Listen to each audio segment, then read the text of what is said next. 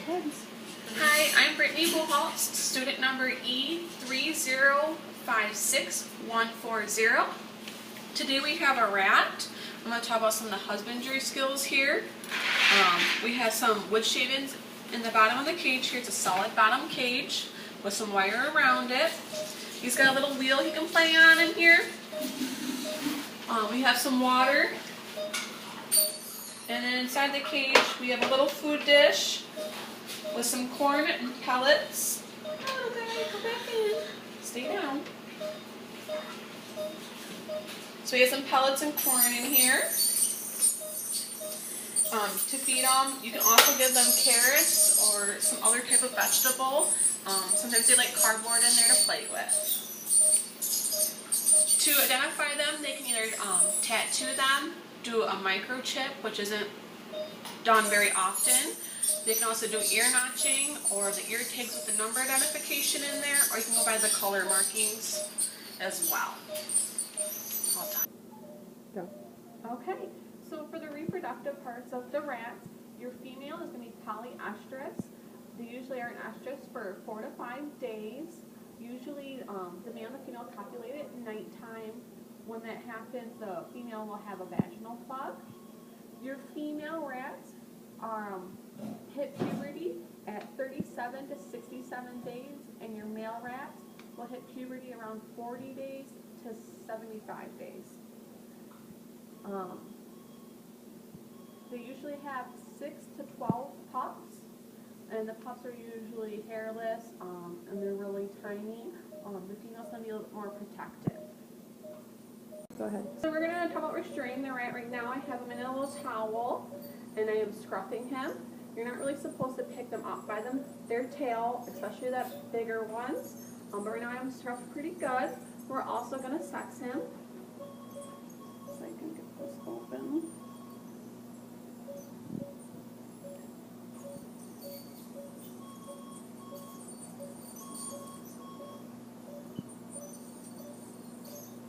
So this is a male, as you can see. He has some testicles here. Easy, little guy, easy, easy.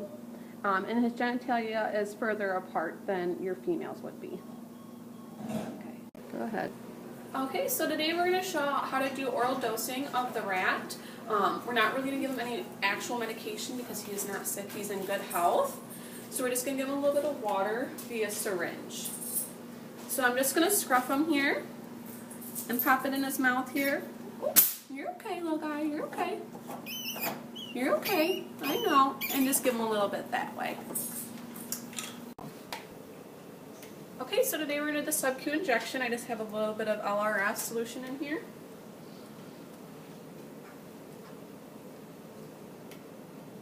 I'm going to pull back and slowly inject a little bit. It's okay, little mouse. All done.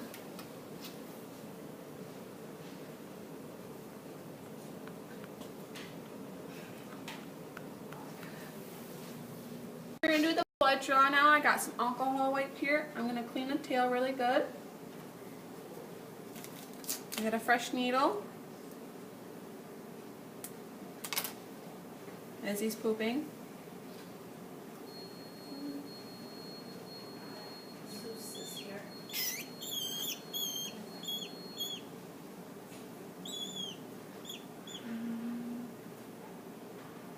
We got a little flash here. So I do have a little flash here in the thing. He did a little squirm on us, but he is bleeding. So we did get a little bit of blood, but not quite enough. Go ahead. Okay, so we have our mouse now. We have a solid bottom cage with some wood shavings in here, which is great for absorbency of urine. They also like to play in there. We have a little wheel for him to play on and give him some activity. We have some fresh water, which you always want to make sure is fresh water for them to drink. In the bottom of the cage here we have some food, little pellets and corn. You can also feed them different types of vegetables, which is good for their health as well. You usually want to keep the temperature between 65 and 85 degrees Fahrenheit with a relative humidity of 40 to 60%. Along with the different types of identification for your mice. You can identify them by color. That's a little bit harder to do. You can always put like a temporary marking of a marker of some sort that you use to put on their back, which would create a color on them. You can do ear tagging or microchipping. We have our mouse in here. He's not being very friendly right now, but one of the ways you can restrain them is by scruffing them, which he's not really liking right now. So I'm going to show you how to restrain him by the base of the tail.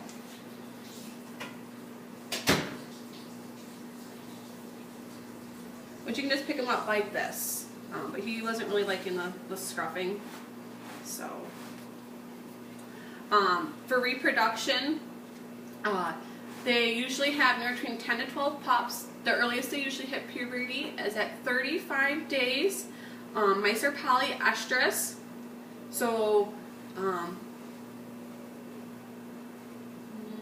just lost my train of thought. They to tell when they are bred and are pregnant, they'll have a vaginal plug. Stay in there, little guy. And the pups are usually born hairless. So, like I said, he wasn't literally letting us scruff them. This appears to be a male.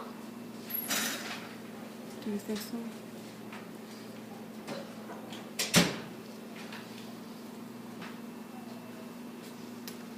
Go. Okay, so we're trying to do the sub-Q injection here. He's not being very cooperative or friendly. We're going to do our best. So I have the nape of his neck here. And we're in. I'm going to aspirate. Nothing's in. And give him some sub-Q fluids.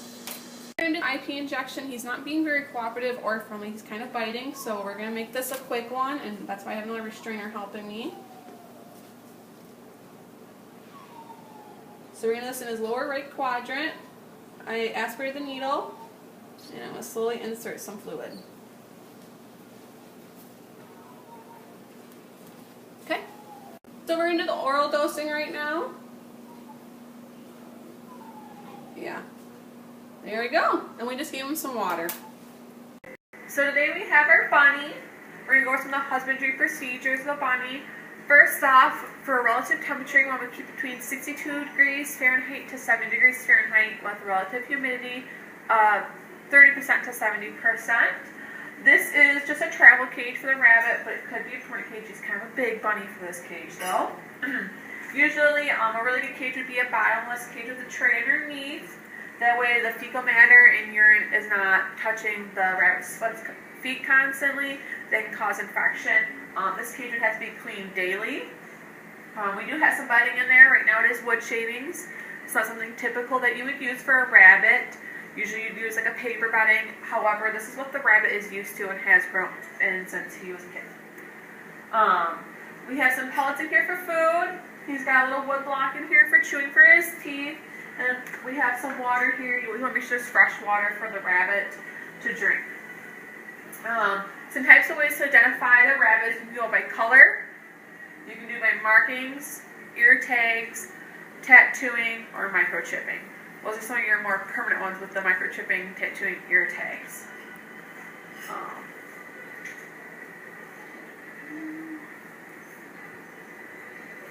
You can also give your rabbit like different types of vegetables like carrots or lettuce. That's another good supplement for them. However, the pellets meets all our daily nutritional needs anyways. So now we're going to talk some of the restraint methods. So I'm going to go ahead and grab the rabbit out.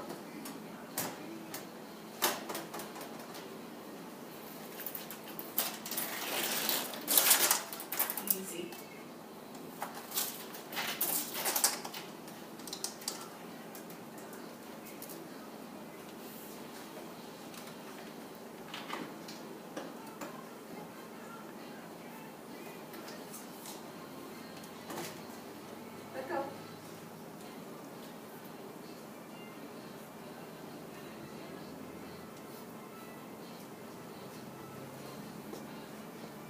So I scruffed them to get them out, make sure I held the back on because they can get paralysis back there if their back legs break. Right now I have him in a comfortable position. He can't see, which usually makes them feel a little safer. He's in my arm, the caudal part of my elbow here, and I have his back legs restrained underneath so he can't kick or scratch. Easy. I'm going to put him on a towel.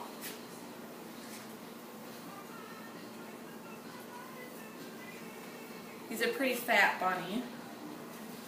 And I'm just going to wrap him up slowly. Easy. Just cover his eyes so he can't see. Make him feel a bit safer.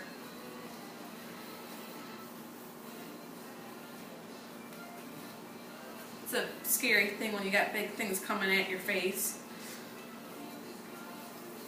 And now we could also take a back leg out or a front leg and make sure that the rabbit's okay. This is another type of way to restrain him. This would be a good way to restrain for the ear venipuncture so he can't kick or scratch or get away, or if we're doing sub-Q fluids up here in his scruff. So now we're going to talk about reproduction. Your does or your females are considered does. Your males are considered bucks. The babies are considered kits. Usually your female doe hits maturity first. Around 5 months is about the earliest, usually for your medium to larger size rabbits. Your males usually mature around 6 to 7 months. Rabbits are induced ovulators. Ovulation occurs usually 10 hours after coitus. And gestation lasts between 25 days to 35 days. 29 days to 32 days, I'm sorry. And usually your females have like a little slit-like and your males will be a little bit bigger. The birthing process is considered kindling. Easy little bunny. So we're going to sex our rabbit quick. If I can get him scruffed. Easy.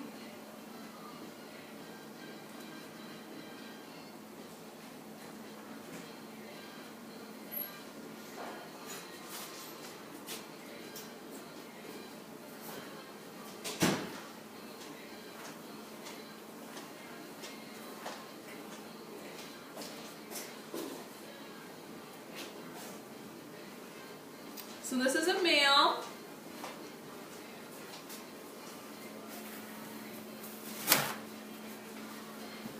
Let him relax.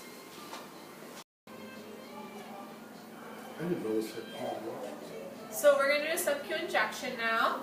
I have a little helper helping me hold. We're going to get the scruff of the neck. Create a little tent. Draw it back to aspirate the needle, nothing, and give a little bit. You can give up to 100 ml of sub-Q fluids. There we go. Okay. Now I gotta draw blood from this guy's little ear vein. I hold needles weird. You ever notice that? I hold syringes and needles really weird. Did it work at all? Yeah, it worked. It's just so annoying. Oh, it's locked up. So now we're going to draw some blood from the ear on the rabbit, which is the most common site. I'm going to use a little bit of alcohol here.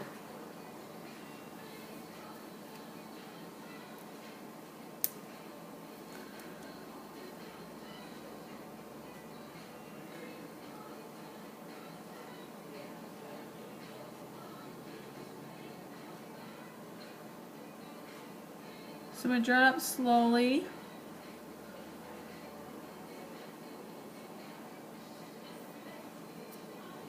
And now we have some blood.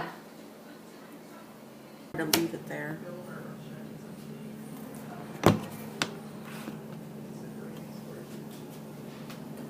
Hello, so today we have our chicken. In here we have an Isa Brown chicken. She is a laying hen. And we're going to go over some of the restraint techniques for birds. Since she is not an exotic pet bird, she's not small in size, obviously. Usually your small birds you can restrain by using the bird cone technique with a towel. They also have bird boxes. But usually you just want to be gentle with them. They are very fragile animals. We're going to restrain her a little bit more differently because she is a larger bird.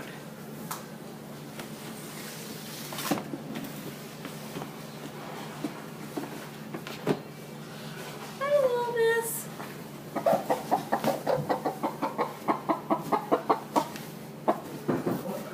Come here. You can come out. Dakota's still in here. Yes. So as you can see, I grabbed her by her back legs and held her wings so she would not hurt herself.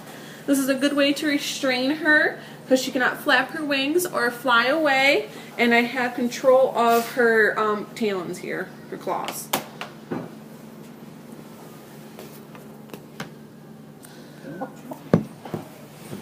So now we're going to trim her nails. You're going to be careful. These are a little bit larger nail clippers here. However, you can use human nail clippers as well, or a Dremel, or a nail file. But we're going to use some dog trimmers. We're going to be a little careful, make sure we don't cut her quick.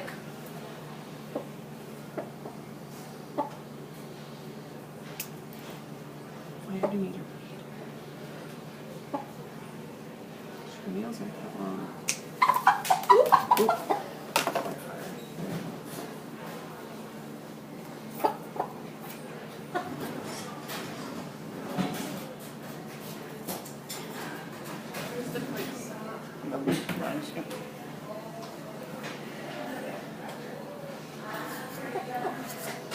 So I made a little mistake and cut her nail a little too short.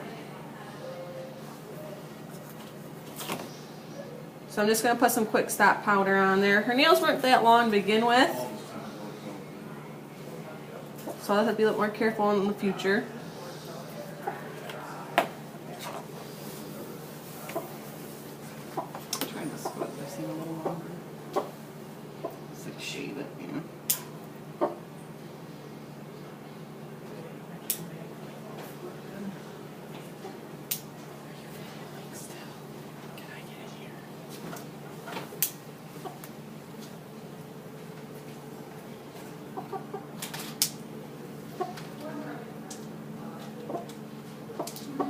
Easy, sweetheart. Alrighty. So we're gonna do the exam now. I talked to the owner earlier. Chicken's in very good health. She's currently molting, which is normal for chickens, so she's gonna have some feather loss. Nothing due to stress or from other chickens or self-mutilation. It's just molting. So we're gonna go ahead and take her out.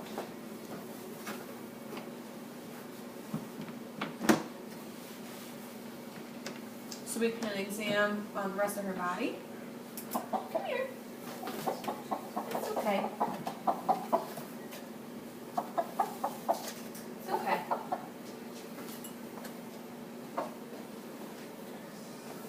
Oh, stay here. Stay here. Thank you. So we're going to check her eyes. And as you can see, there's no discharge. And her nails look really clean. There's no discharge from there as well. Her crop and her waddle look like they're in good condition. There's been no pecking at it. Going to examine her neck. And her crop. And her esophagus area as well. We're going to check her feathers. But you can see up top here, she's molting. You're okay. Millimeter straight's nice. You can tell that she's not stressed. I mean, she is a little stressed, but she's not overly stressed. Check her tail and her vent. And inside her cage here, we can see her fecal matter is normal as well. And her legs look very healthy. Her nails are just freshly trimmed. There's no signs of an infection there or any type of diseases there. So overall, we have a pretty healthy chicken.